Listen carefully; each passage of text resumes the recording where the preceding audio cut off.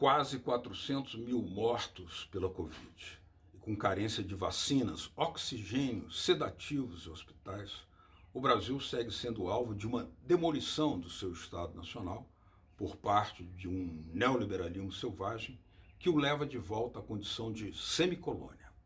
A privatização já destruiu boa parte da Petrobras e agora quer atingir a Empresa Brasil de Comunicação, um dos poucos espaços para a prática de uma comunicação não comercial. Vale lembrar que a quase totalidade dos veículos de mídia, inclusive alguns que são críticos eventuais a Bolsonaro, concordam com o presidente na sua estratégia de alcançar o Estado mínimo. A privatização da Empresa Brasil de Comunicação, defendida por quase toda a mídia, fará com que a sociedade brasileira, quando recuperar plenamente a democracia, não tenha acesso objetivo a informações livres do crivo da ditadura do mercado e da pedagogia colonial imposta pelos Estados Unidos. A privatização e a demolição do Estado brasileiro marcham paralelamente à macabra multiplicação de novas covas. Latitude Brasil está começando. Alô, amigos e amigas do programa Latitude Brasil por Telesur. É uma satisfação, uma alegria muito grande estarmos novamente em contato, hoje para debater um tema muito crucial no Brasil, porque sabemos que a mídia no Brasil foi parte do golpe, tem sido parte determinante no processo de demolição das empresas estatais, na privatização que ela apoia editorialmente. E agora chegou a vez do neoliberalismo do governo Bolsonaro querer privatizar até mesmo a empresa pública de comunicação, a EBC, Empresa Brasil de Comunicação, que foi criada no governo Lula e que aproveitava aquilo que vinha da Radiobras, que eram os veículos de TV, de rádio, criados lá atrás no governo do presidente Geisel. Essa privatização é mais um dano, mais um golpe muito grande a uma sociedade que carece de meios com credibilidade para se informar, com objetividade, de uma informação objetiva acerca dos grandes dilemas que estamos passando, entre eles o mais importante agora, o desastre da pandemia, que já nos levou mais de 380 mil brasileiros até o momento. É dura a coisa. Para falar sobre esse tema, o nosso convidado especial hoje é o professor Lalo Leal. O professor Lalo Leal é jornalista, professor da Universidade de São Paulo, da Escola de Comunicação e Artes, e é também conselheiro da Associação Brasileira de Imprensa, além de ter sido o ouvidor-geral da Empresa Brasil de Comunicação. Muito boa noite, Lalo Leal. Prazer recebê-lo aqui. Boa noite, Beto. O prazer é meu em falar com você e com os telespectadores da Telesur, esta emissora que eu tanto admiro e que presta um serviço informativo imprescindível para a democracia na América Latina. Lalo, a privatização que está agora ameaçando a EBC, Empresa Brasil de Comunicação, que consta lá a TV Brasil, a Rádio Nacional da Amazônia, a Rádio Nacional do Brasil. Isso é um golpe muito grande à cidadania brasileira, mas nós precisamos estimar, valorizar o que é que significa para dimensionar o dano que isso pode causar à democracia. Qual é a sua opinião? Olha, Beto, essa destruição da Empresa Brasil de Comunicação, da TV Brasil e das emissoras de rádio controladas pela EBC, as emissoras públicas controladas pela EBC, fazem parte do grande desmonte do Estado Nacional brasileiro, construído a duras penas, esse Estado Nacional. No caso da comunicação, custou mais ou menos 80 anos entre o advento do rádio no mundo e a chegada da comunicação pública em caráter nacional. O advento do rádio no Brasil foi em 1923, com a Rádio Sociedade do Rio de Janeiro.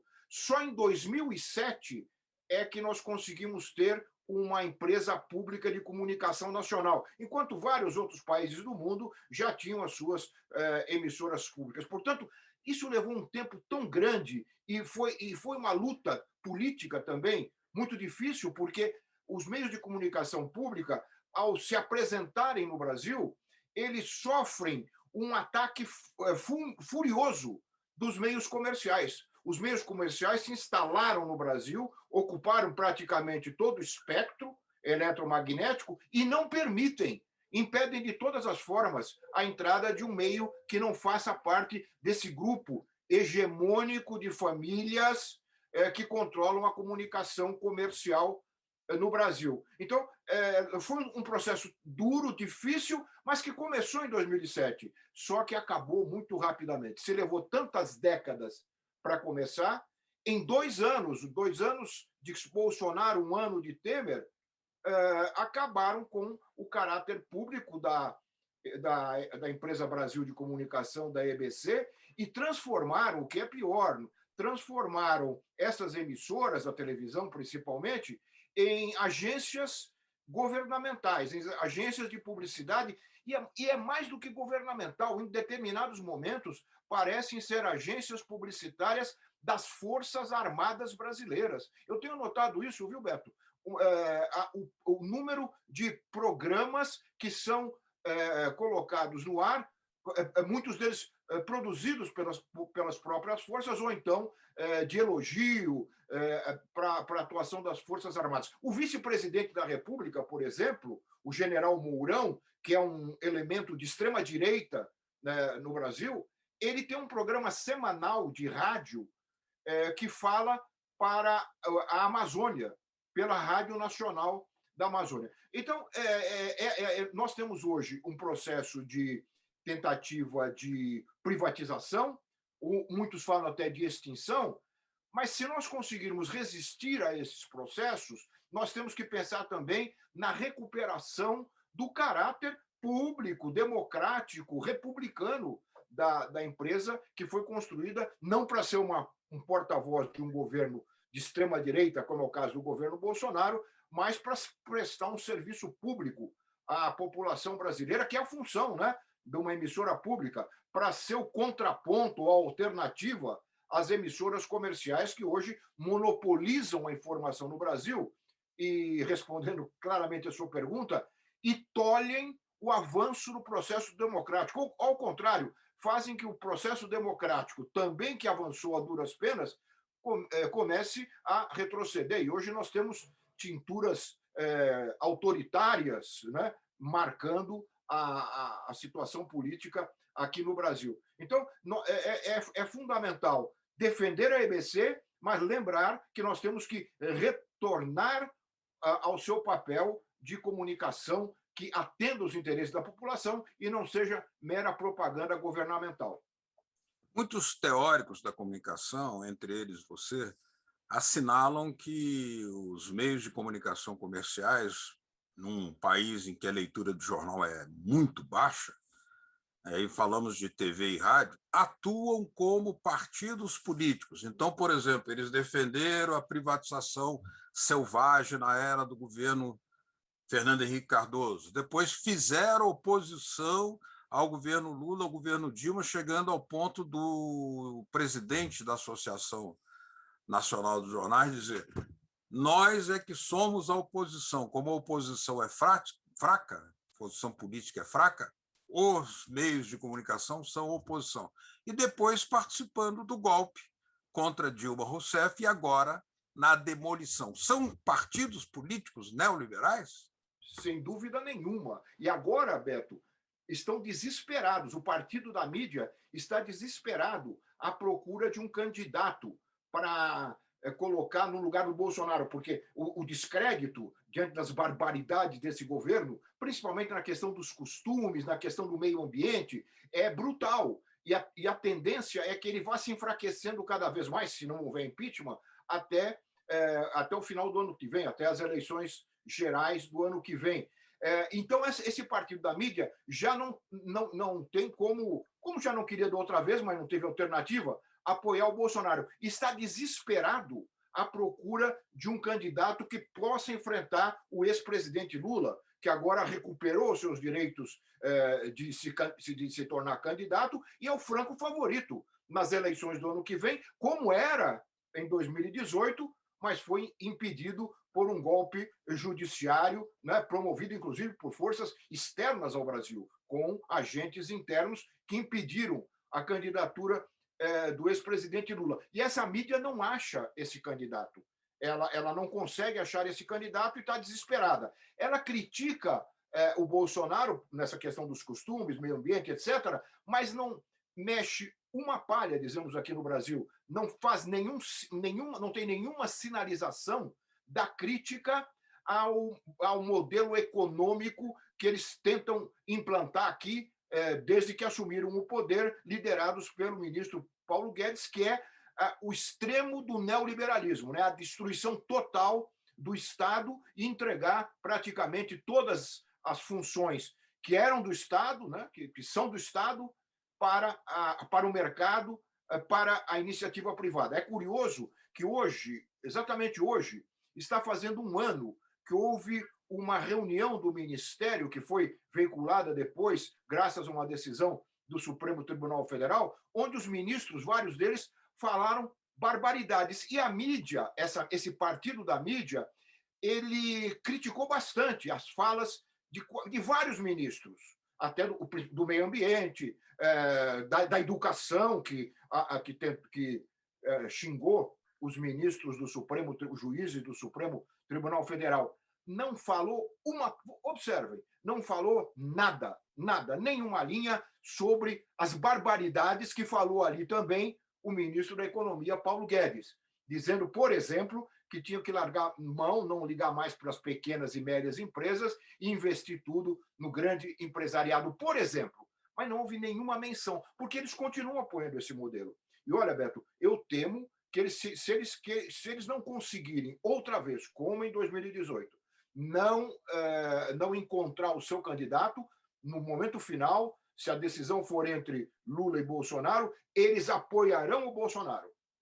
Basta lembrar, talvez os telespectadores não saibam, mas um dos editoriais de um jornal importante aqui no Brasil, que é o Estado de São Paulo, às vésperas das eleições de 2018, tinha como título Escolha Difícil entre Bolsonaro e Haddad, que era apoiado por Lula, a presidência da República. Ora, era uma escolha entre um adepto da tortura, um homem que elogiava o maior torturador que já existiu no Brasil durante a ditadura militar de 64, para não falar de outras barbaridades da sua história política aqui no Brasil. Eles colocavam este homem como uma escolha difícil em relação a um professor da Universidade de São Paulo que havia sido ministro da Educação, com êxito, durante 8 anos no governo Lula. O jornal Estado de São Paulo dizia que a escolha entre esses dois candidatos era uma escolha difícil. Eu dou esse exemplo apenas para mostrar que, na última hora, se eles não tiverem candidato, eles vão de Bolsonaro outra vez. Ou seja, escolha difícil entre o fascismo e a democracia e os meios escolher o fascismo.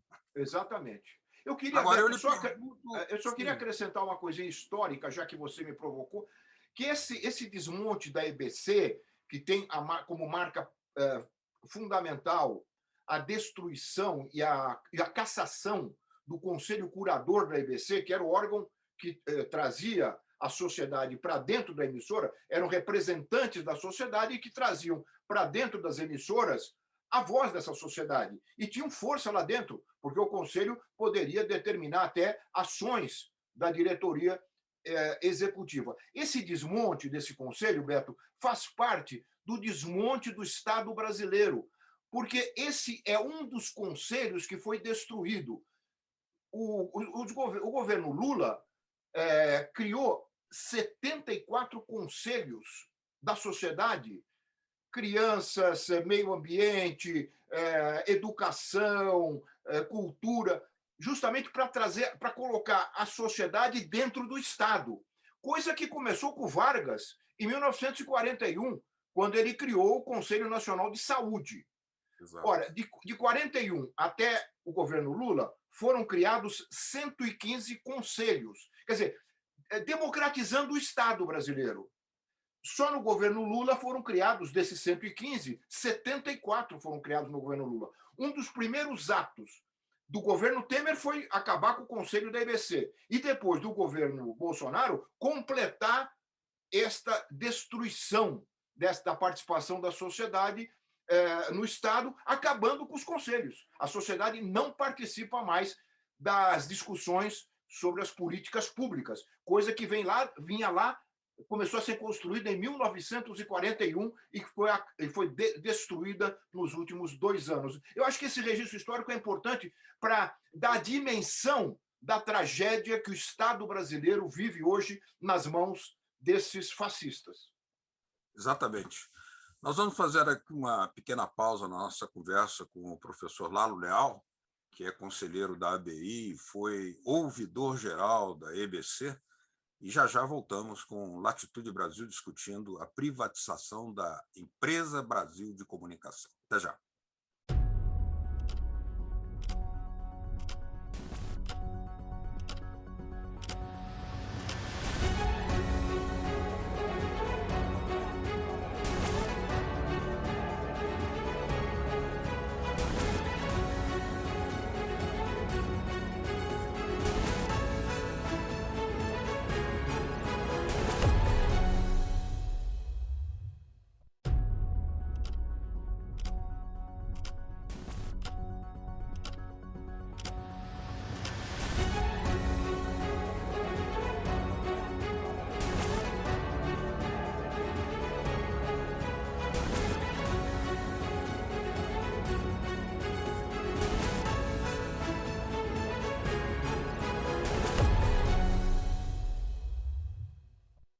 Latitude Brasil está de volta, hoje discutindo a privatização da Empresa Brasil de Comunicação dentro do rol terrível do governo Bolsonaro, que quer destruir, demolir o Estado brasileiro para chegar ao Estado mínimo, selvageria total. Nosso convidado hoje é o professor Lalo Leal, professor da Universidade de São Paulo, de jornalismo. Ele é jornalista, ele é também conselheiro da Associação Brasileira de Imprensa e, ademais, foi o ouvidor-geral da Empresa Brasil de Comunicação. Professor, naquele momento em que a EBC estava se consolidando aos trancos e barrancos, às duras penas, havia uma boa expectativa da sociedade democrática brasileira, mas no sentido de que ela fosse um pouco mais ousada, que mudasse também o jornalismo, que fizesse uma linha editorial,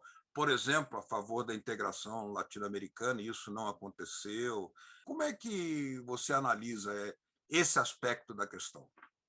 Olha, Beto, eu costumo dizer o seguinte, que a atitude, o ato de criar uma empresa de comunicação pública nacional com com 2 agências de notícias, há uma agência, a Rádio Agência e a Agência Brasil de Notícias, com 8 emissoras de rádio, algumas delas muito importantes, como no caso da Rádio Nacional da Amazônia, ou com a Rádio Nacional do Rio, que tem uma longa história de prestação de serviços à sociedade brasileira, 8 emissoras de rádio. Já vinha do governo Vargas, inclusive, a Rádio Nacional criada no governo Vargas. A Rádio Nacional da Amazônia do governo Geisel. Então, mas emissoras importantíssimas para a integração nacional, né? Para a diversidade de informações, para concorrer, inclusive com as emissoras comerciais, na diversificação das informações e da cultura no Brasil. Eu costumo dizer que a criação dessa empresa foi um ato de coragem e de destemor do governo Lula, embora tardiamente, quase ao final do seu governo, mas, de qualquer forma, foi um ato de coragem, porque ele enfrentou o que a gente chama dos barões da mídia, né? Ao criar esta empresa, ele recebeu ataques muito fortes dos meios de comunicação comerciais, dizendo que ele estava criando uma televisão para ele, a televisão do Lula, chamavam a televisão do Lula, ou diziam que era uma televisão traço, uma televisão que não dava audiência, que era jogar dinheiro fora, enfim, uma campanha organizada contra esta decisão. Portanto, foi uma decisão corajosa e que foi levada à frente. O problema, Beto e telespectadores, o problema é que o passo seguinte, que foi o passo da implantação, ele sofreu muitas adversidades. Não é? Se colocou no ar, no caso da televisão especificamente, uma emissora que não tinha condições técnicas para cobrir esse imenso território brasileiro. O Brasil é muito grande e muito diferenciado, né? Não só em termos geográficos e físicos, mas em termos de cultura, de populações diversas que habitam o território brasileiro. E o sinal da TV Brasil não chegava a todas as populações, criando um problema sério até do ponto de vista, eu considero até do ponto de vista legal, porque todo cidadão brasileiro, através dos seus impostos, bancava e banca essas emissoras. Só que grande parte desses cidadãos não recebiam esse serviço, porque o sinal não chegava lá. E não é que não chegava nos confins da Amazônia, ele não chegava na zona norte do Rio de Janeiro, na periferia do Rio de Janeiro, ou até num setor da asa do centro de Brasília. Né? Não se investiu, quer dizer, se constituiu a emissora, mas não se deu a ela as condições técnicas para ela realmente se tornar uma alternativa às emissoras comerciais, porque esse era o papel da TV Brasil, era se tornar uma alternativa, que a Globo e as outras continuassem lá fazendo a sua política, colocando no ar os interesses desse partido da mídia, mas que o telespectador pudesse ter uma alternativa a eles. Não fez isso. E, em decorrência dessa fragilidade tecnológica, ela não ganhou a aderência, né, da população. E a esse problema, junta-se um problema também de conteúdo. Não se definiu claramente, no início da TV Brasil e da EBC, quais seriam as linhas editoriais a serem seguidas.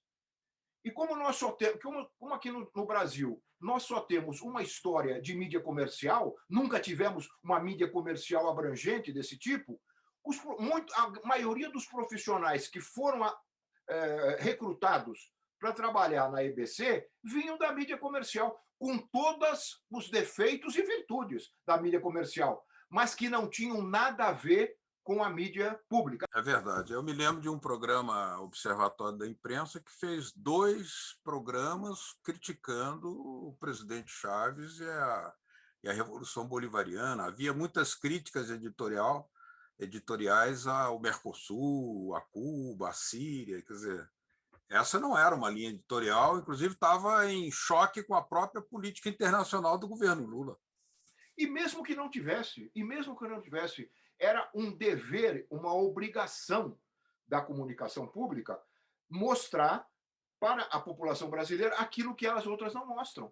Essa era o dever. Eu apresentei um programa lá chamado Ver TV e eu tentava mostrar isso exatamente. Eu fazia ali o que a Globo e as congêneres não faziam. Analisava a televisão.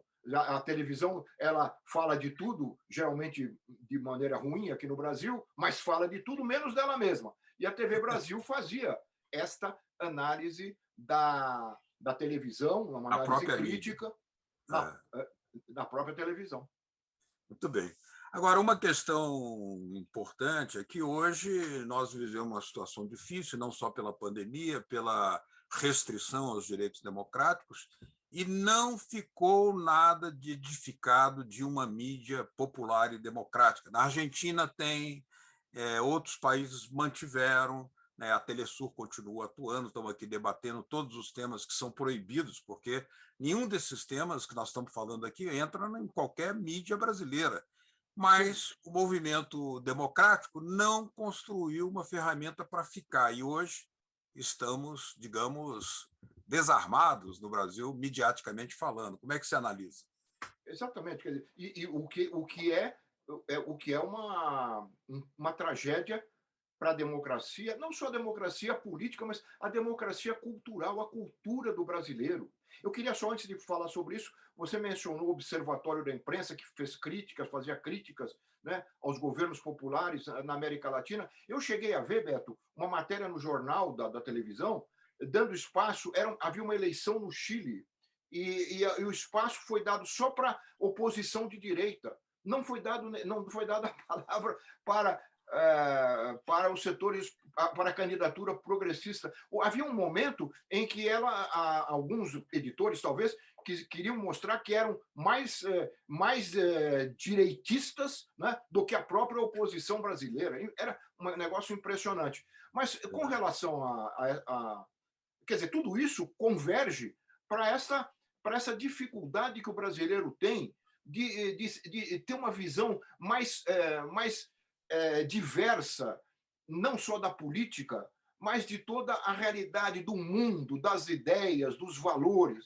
Estas emissoras e esses jornais, eles são empresas comerciais que vivem da propaganda. Então, eles estimulam, eles são obrigados a estimular, né, o individualismo, o consumismo, para poder se manter. É isso que mantém essas empresas. Então, não há a alternativa de um outro mundo, de uma outra forma de relação entre as pessoas, de formas comunitárias de vida, de mostrar o que faz o MST, né, nas cooperativas, que hoje está alimentando milhares de pessoas, né, coisa que o governo não faz, o MST faz.